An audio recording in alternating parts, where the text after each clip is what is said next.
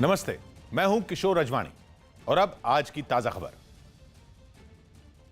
नमस्ते, आपके साथ मैं हूं अर्पिता आर्या। देश भर में 2 हफ्ते के लॉकडाउन का तीसरा चरण आज से शुरू हो रहा है। लॉकडाउन के तीसरे चरण में रेड जोन वाले इलाके में पाबंदियां बरकरार रहेंगी, लेकिन केंद्र सरकार की गाइडलाइंस के मुताबिक ऑरेंज और ग्रीन जोन इलाकों में रहने वाले लोगों को कई तरह की राहत भी मिलेंगी। केंद्र सरकार के निर्देशों के मुताबिक ग्रीन और ऑरेंज जोन में 50% परिवहन, 30% कर्मचारियों के साथ निजी और सरकारी दफ्तर के साथ साथ टैक्सियां भी चल सकेंगी, जिसमें ड्राइवर के साथ सिर्फ 2 यात्रियों को बैठने की इजाजत होगी। हालांकि इस दौरान सिनेमा हॉल, मॉल, जिम, खेल के मैदान बंद रहेंगे। साथ ही सामाजिक, राजनीतिक, सांस्कृतिक और किसी भी तरह की दूसरी सभाओं पर भी रोक रहेगी। सभी जोन में शाम 7 बजे से सुबह 7 बजे तक बिना किसी जरूरी काम के निकलने पर भी पाबंदी रहेगी।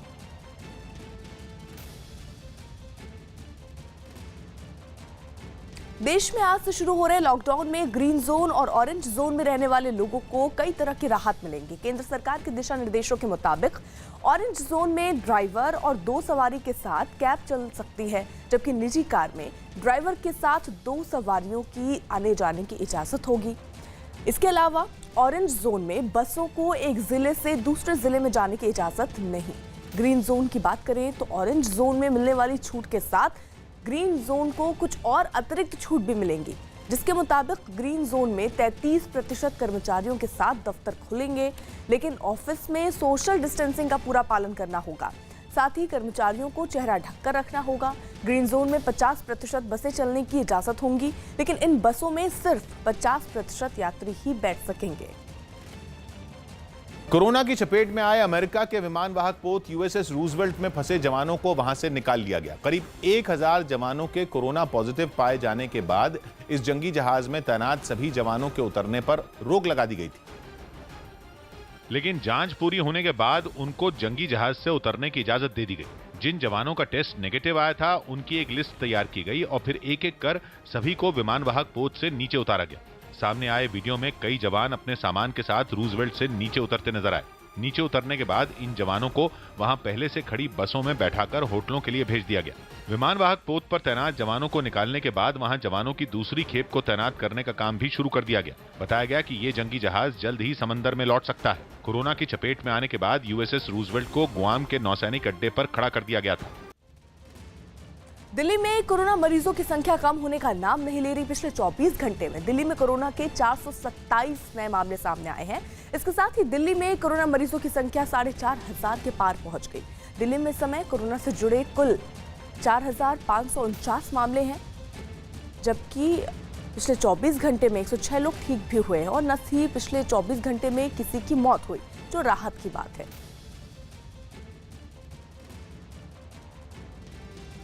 तेलंगाना के वरंगल में लॉकडाउन की वजह से फंसे दूसरे राज्यों से आए मजदूरों ने रेलवे स्टेशन पर प्रदर्शन किया। ये सभी मजदूर अपने राज्य लौटने की उम्मीद लेकर रेलवे स्टेशन पहुंच गए और जब ट्रेन नहीं मिली तो इन लोगों ने रेलवे स्टेशन के बाहर हंगामा शुरू कर दिया। यूपी, राजस्थान और बिहार के रहने वाले इन मजदूरों ने प्रशासन से भी गांव भिजवाने की गुजारिश की, लेकिन जब बात नहीं बनी तो बिहार से सैकड़ों मजदूर सीएम नीतीश कुमार के खिलाफ नारेबाजी करते दिखाई दिए।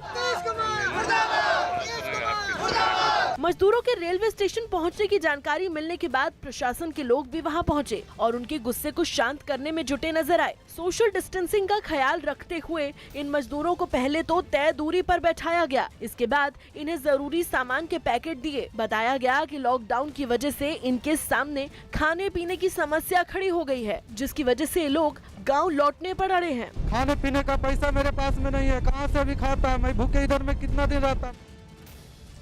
कोरोना वायरस से स्पेन की राजकुमारी की भी मौत हो चुकी है, तो इंग्लैंड और रूस के प्रधानमंत्री भी इसकी चपेट में आ चुके हैं। इस बीच सोशल मीडिया पर दुनिया की सबसे क्यूट बच्ची माने जाने वाली ईरान की अनाहिता का एक वीडियो वायरल है। वीडियो के जरिए दावा किया जा रहा है कि अनाहिता को कोरोना वायरस हो गया है। बच्ची को बीमार बताकर उसकी जिंदगी के लिए दुआएं करने की अपील की जा रही है।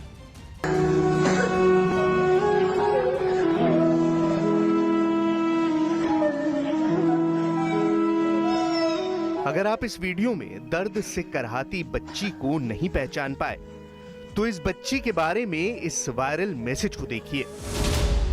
उसके लिए दुआएं कीजिए।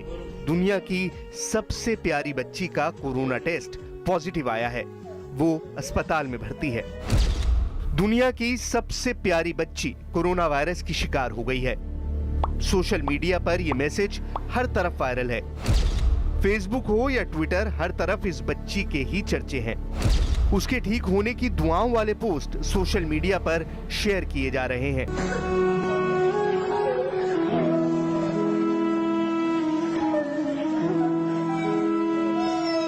सोशल मीडिया के अलग अलग प्लेटफॉर्म पर उसका ये वीडियो भी शेयर किया जा रहा है, जिसमें वो बीमार नजर आ रही है।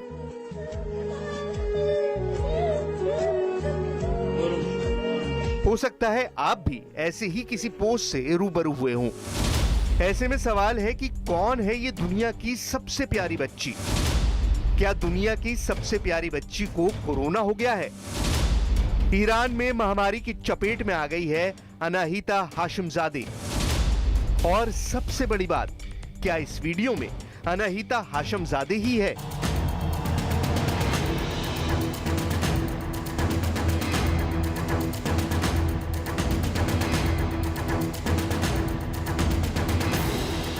ईरान, जहां एक तरफ कोरोना के मरीज बढ़ रहे हैं, रोज करीब 1000 मामले सामने आ रहे हैं, तो दूसरी तरफ अनाहिता की बीमारी ने लोगों को सकते में ला दिया है। इसके पहले कि हम इस बच्ची के बीमार होने की पड़ताल करें, उससे पहले ये जान लीजिए कि अनाहिता हाशिमजादे आखिर है कौन। लड़की को देखा तो ऐसा लगा, एक लड़की को देखा तो ऐसा लगा, ओ मेरे सुनिया वे छड़ सारी गलियां में, नाल तेरे तुर चलिया में, ले चलूं मुझको दुनिया से तू दूर। नीली आंखें, प्यारी मुस्कान और ये मासूम चेहरा, इस बच्ची को आपने सोशल मीडिया पर देखा ही होगा। इस बच्ची की तस्वीर आपके मोबाइल पर आने वाले गुड मॉर्निंग और हैव अ नाइस डे वाले मैसेज में आते रहते हैं। बच्ची की तस्वीरें तो पहले से ही वायरल हैं, बस हो सकता है कि आपको इस बच्ची का नाम नहीं पता होगा।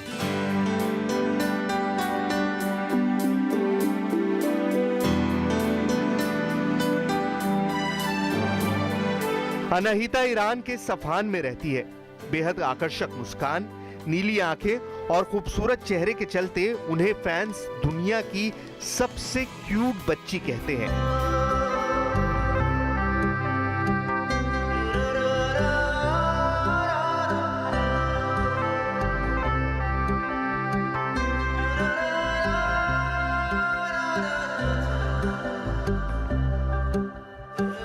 10 जनवरी 2016 को ईरान में जन्मी अनाहिता की पहली तस्वीर साल 2018 में आई थी, जिसे उसकी मां ने इंटरनेट पर डाला था। तस्वीर इतनी खूबसूरत थी कि दुनिया दीवानी हो गई। इसके बाद से ही अनाहिता के फोटोज वायरल होना शुरू हो गए।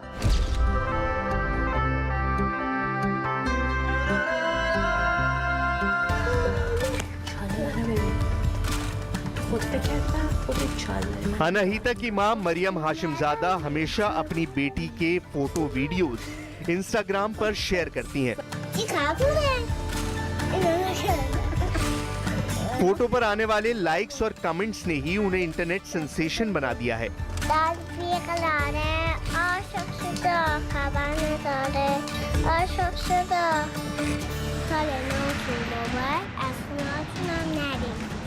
लेकिन इस बार चर्चा अनाहिता के वायरल तस्वीरों के बारे में नहीं है।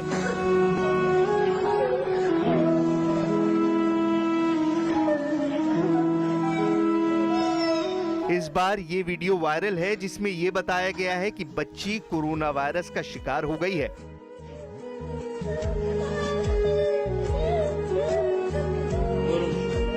अब इसकी पड़ताल करते हैं। हमने वायरल वीडियो की पड़ताल शुरू की। पड़ताल के दौरान हमें यही वीडियो YouTube पर मिला। YouTube पर भी इसमें अनाहिता के बीमार होने की बात कही गई है, लेकिन बीमारी वाली बात इस वीडियो के कमेंट वाले सेक्शन में बदल गई। कमेंट वाले हिस्से में कई लोगों ने वीडियो में अनाहिता के होने पर ही सवाल उठा दिए हैं कि ये तो अनहिता है ही नहीं। यानी वायरल वीडियो में अनहिता हाशिमजादे है भी या नहीं, इस पर शक है। अनहिता की खोज खबर लेने पर हमें एक और वीडियो मिला जो अनहिता के YouTube पेज पर डाला गया था। पोस्ट में बताया गया है कि जो वीडियो वायरल हो रहा है वो साल 2012 का है, यानी ये इस साल का वीडियो है ही नहीं। इस वीडियो में अनहिता कोरोना वायरस के वक्त लोगों को घर में ही रहने की सलाह दे रही हैं। دوستان از خونه‌هاتون نرین بیرون. سال نوتون مبارک. از خونه‌هاتون هم نرین بیرون. बात यहीं साफ हो गई। वायरल वीडियो में अनहिता हाशिमजादे तो है, लेकिन ये वीडियो साल 2020 का नहीं है, जिसके बाद बच्ची के इंस्टाग्राम प्रोफाइल ने तो सारा मामला ही साफ कर दिया। अनहिता के इंस्टाग्राम प्रोफाइल पर सैकड़ों तस्वीरें और वीडियो हैं। अनहिता को कोरोना होने के मैसेज के वायरल होने के बाद उसके एक फैन ने इंस्टाग्राम पर ही उसकी तबीयत के बारे में सवाल पूछ लिया, जिसका जवाब भी आया।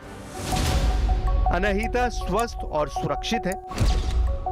जवाब उसकी मां ने दिया था, जो अनहिता का इंस्टाग्राम अकाउंट चलाती हैं। अनहिता के इंस्टाग्राम अकाउंट पर एक वीडियो भी डाला गया है जिसमें बच्ची झूले पर मस्ती कर रही है। آمتشم بمونی. برات آواز بخونم؟ نه. برام آواز بخونی. برام آواز بخون. पोस्ट के साथ मैसेज भी है जिसने सारा मामला ही साफ कर दिया। अंत भला तो सब भला, अब हम बेहतर जिंदगी जीने जा रहे हैं। इस पोस्ट ने अनहिता को कोरोना वायरस के शिकार होने के दावे का भंडाफोड़ कर दिया।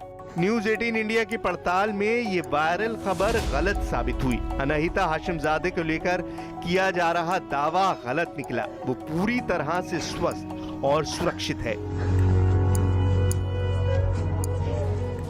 कोरोना से उबरने का दावा कर रहा चीन लगातार सैन्य अभ्यास में जुटा है। कोरोना का पहला मामला चीन में ही सामने आया था, जिसके बाद इस महामारी की वजह से लगभग पूरी दुनिया ठप पड़ी है। लेकिन अब चीन एक के बाद एक सैन्य अभ्यास कर अपनी ताकत दिखाने की कोशिश में जुटा है।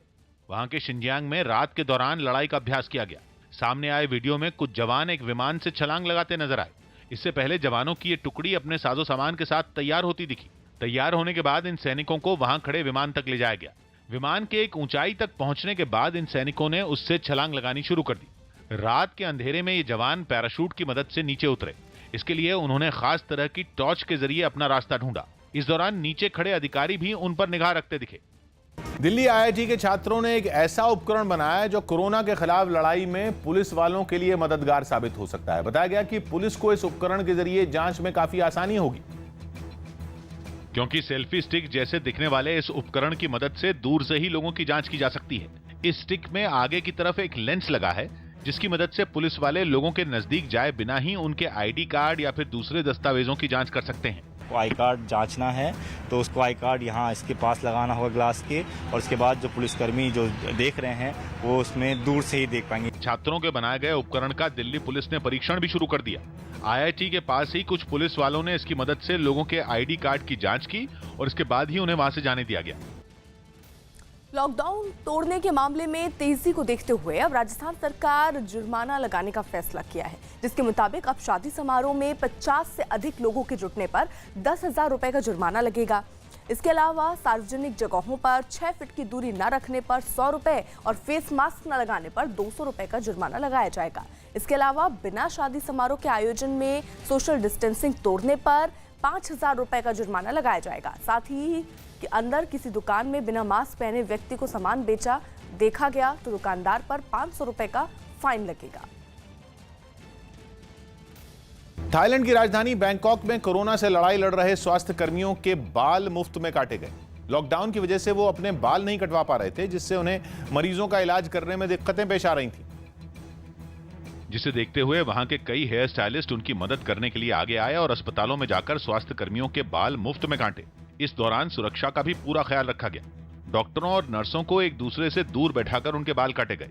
वहां मौजूद सभी हेयर स्टाइलिस्ट अपने मुंह को मास्क से भी ढके दिखे, साथ ही वो हाथों में दस्ताने भी पहने नजर आए।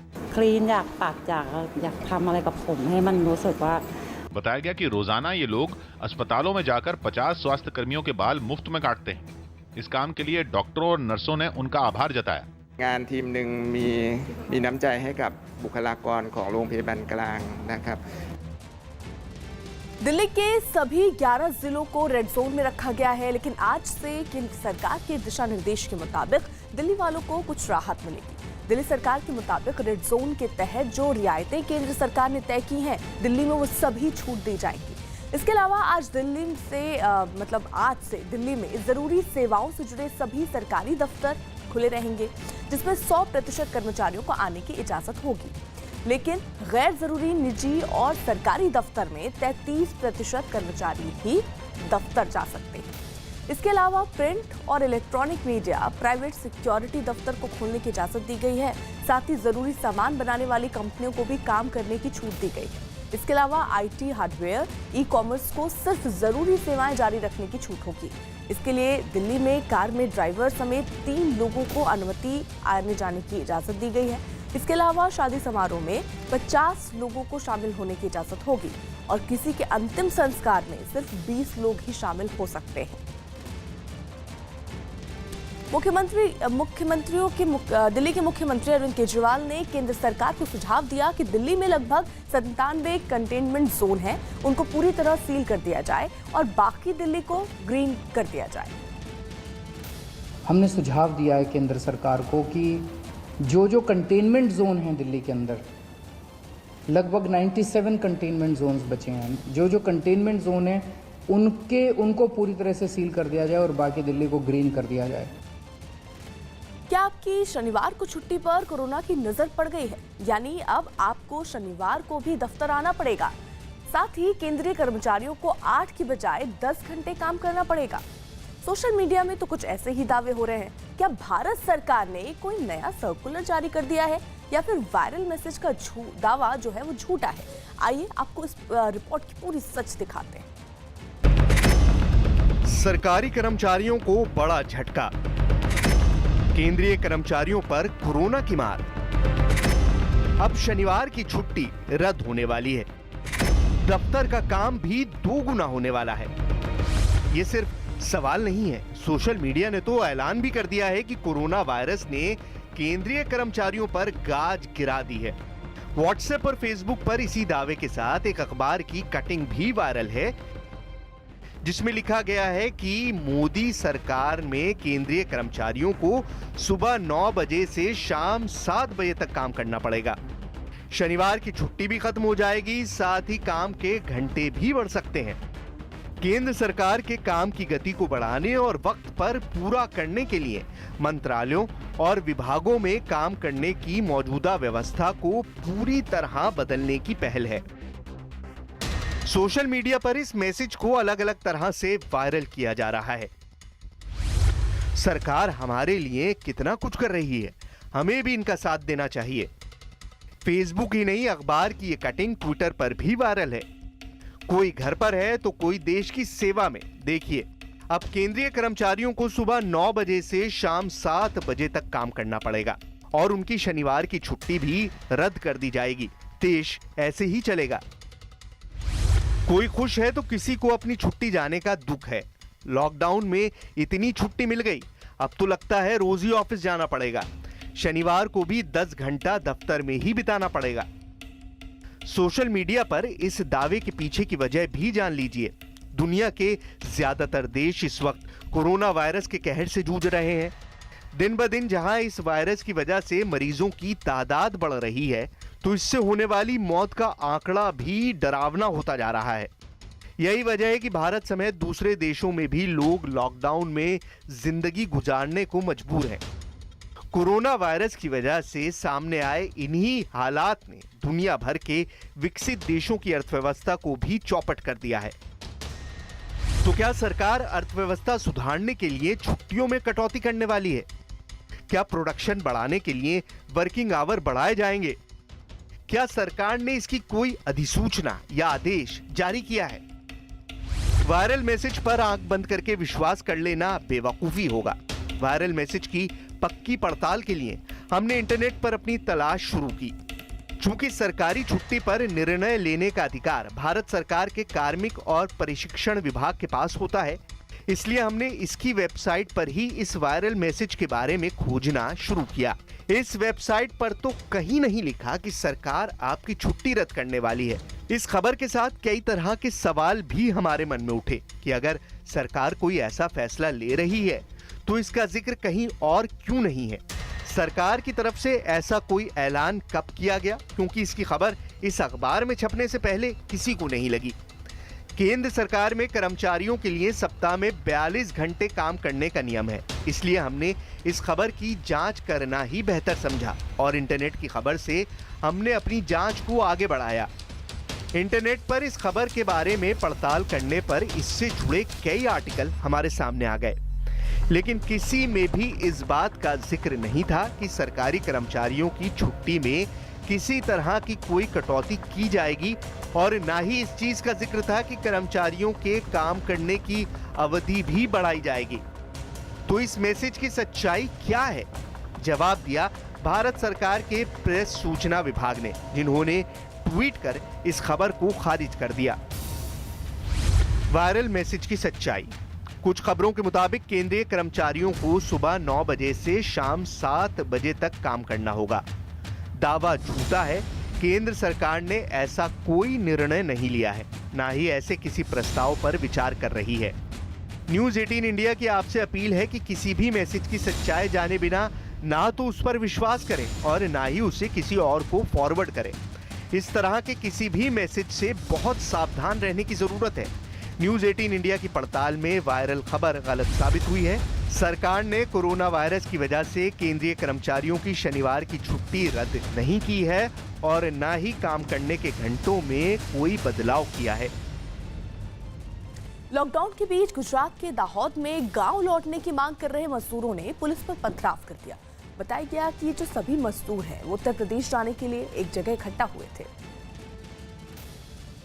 और जब इन्हें गांव लौटने की इजाजत नहीं मिली तो प्रदर्शन करते हुए सड़क पर उतर आए और पुलिस पर पथराव कर दिया। इस हमले में पुलिस की कई गाड़ियों को नुकसान पहुंचा। इससे पहले सभी लोग एक जगह इकट्ठा होकर प्रशासन से गांव भिजवाने की मांग करते दिखाई दिए, लेकिन जब इनकी मांग नहीं मानी गई तो हाईवे को जाम कर दिया गया। इसके बाद हंगामा कर रहे मजदूरों पर काबू पाने के लिए भारी पुलिस बल तैनात कर दी गई। हमने पुलिस पे पथराव किया, उसके चलते पुलिस की कुछ गाड़ियों के कांच भी टूट गए हैं, कुछ खास इंजरी नहीं है। पुलिस एफआईआर रजिस्टर कर रही है और 40 से ज्यादा लोगों को डिटेन किया गया है। बताया गया कि इन मजदूरों को जानकारी मिली थी कि सरकार इन्हें इनके गाँव भेज रही है। कोरोना वायरस के लगातार बढ़ते मामलों की वजह से इटली का वेनिस शहर वीरान हो गया है। इटली में कोरोना की वजह से अब तक 27,000 से भी ज्यादा लोगों की जान जा चुकी है, जिसके बाद तकरीबन सभी बड़े शहर पूरी तरह बंद कर दिए गए। कोरोना की दहशत की वजह से हर तरफ सन्नाटा पसरा दिखाई दिया। ड्रोन से बनाए गए वीडियो में पूरा इलाका सुनसान नजर आया। लॉकडाउन की वजह से इक्का दुक्का लोग ही सड़कों पर घूमते दिखाई दिए। कभी पर्यटकों से खचाखच भरी रहने वाली नहरें सुनसान नजर आईं। शहर के बीच से गुजरने वाली नहरों में जहां बोटिंग हुआ करती थी, वहां की नावें अब किनारे पर खड़ी दिखी। इन नहरों में रोजाना हजारों सैलानी नाव की सवारी का मजा लेने के लिए जुटते थे, लेकिन कोरोना की वजह से अब वहां की रौनक ही खत्म हो गई। नहरों पर बने जिन पुलों पर लोगों का जमघट लगा रहता था, अब वहां सन्नाटा पसरा दिखा। महाराष्ट्र में पिछले 24 घंटे में कोरोना मरीजों की संख्या तेजी से बढ़ी है। पिछले 24 घंटे में पूरे महाराष्ट्र में 678 नए मामले सामने आए हैं, जिनमें से 441 अकेले मुंबई से हैं। इसके अलावा मुंबई में 24 घंटों में 21 लोगों की मौत भी हुई है। मुंबई में कोरोना मरीजों की संख्या इसी के साथ बढ़कर 8,800 के आंकड़े को पार कर गई है, जबकि मरीजों का आंकड़ा महाराष्ट्र में 13,000 के करीब पहुंच गया है। लॉकडाउन के दौरान ऑनलाइन गेम वक्त काटने के लिए लोगों का सहारा बन गई। बताया जा रहा है कि लॉकडाउन में हर हफ्ते ऑनलाइन गेम खेलने वालों की तादाद भी 60% तक बढ़ गई और देश भर के कई इलाकों में रोजाना का काम निपटाने के बाद लोग ऑनलाइन गेम खेल रहे हैं, जिनमें भुवनेश्वर का यह परिवार भी शामिल है। लॉकडाउन के बीच परिवार के सभी लोग अलग अलग ऑनलाइन गेम में व्यस्त दिखाई दिए। कोई फोन में लूडो खेलता दिखा तो कोई पबजी। गेम खेलिया कथा, मोबाइल गेम खेलिया कथा, लूडो ऑनलाइन भल लगुच। ऑनलाइन गेम खेलने के दौरान बच्चे अपने दोस्तों के साथ भी जुड़ गए और अपने घरों से ही एक दूसरे का मुकाबला करके समय बिताया।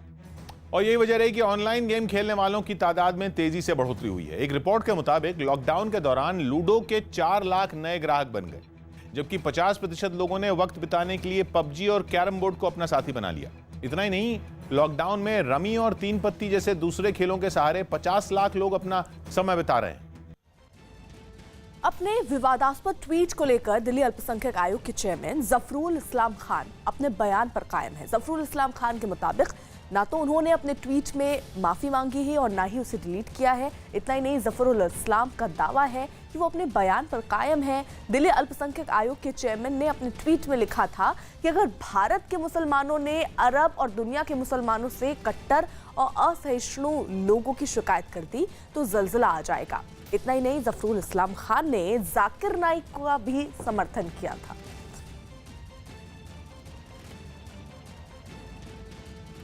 उत्तर प्रदेश के मेरठ में 40 दिन से लॉकडाउन में फंसे 50 से ज्यादा शादी में आए मेहमानों के सामने अब खाने पीने का संकट खड़ा हो गया। ये मेहमान शादी में शरीक होने के लिए यूपी के अलग अलग इलाकों से 20 मार्च को मेरठ पहुंचे थे और 22 मार्च को शादी में शामिल हुए थे, जिसके बाद दुल्हन की विदाई तो हो गई, लेकिन घर में आए मेहमान लॉकडाउन में फंस गए। लड़की वालों ने लॉकडाउन में फंसे इन मेहमानों को छत पर तिरपाल लगाकर ठहरने का इंतजाम कर दिया। शादी में आए बुजुर्ग और नौजवान सभी पंडाल के नीचे ही गुजर बसर करते दिखाई दिए। 40 दिन हो गया लगभग। इन्हें खाना खर्चा तो कैसा हो अब तक तो करे, अब मेरे पे बर्दाश्त नहीं हो रहा है, झेल नहीं पा रहा हूँ। लॉकडाउन की वजह से फंसे बारातियों ने प्रशासन से उन्हें उनके घर भेजने की अपील भी की। दिल्ली सरकार के मुताबिक राजधानी दिल्ली में लॉकडाउन 17 मई तक लागू रहेगा और जिन लोगों को पास दिए गए थे वो अब 17 मई तक मान्य रहेंगे। दिल्ली रेड जोन में है और जिन आवश्यक सेवाओं से जुड़े लोगों को इजाजत दी गई है उन्हें आते जाते समय अपना पहचान पत्र भी दिखाना होगा और नियम तोड़ने वालों के खिलाफ सख्त कार्रवाई होगी।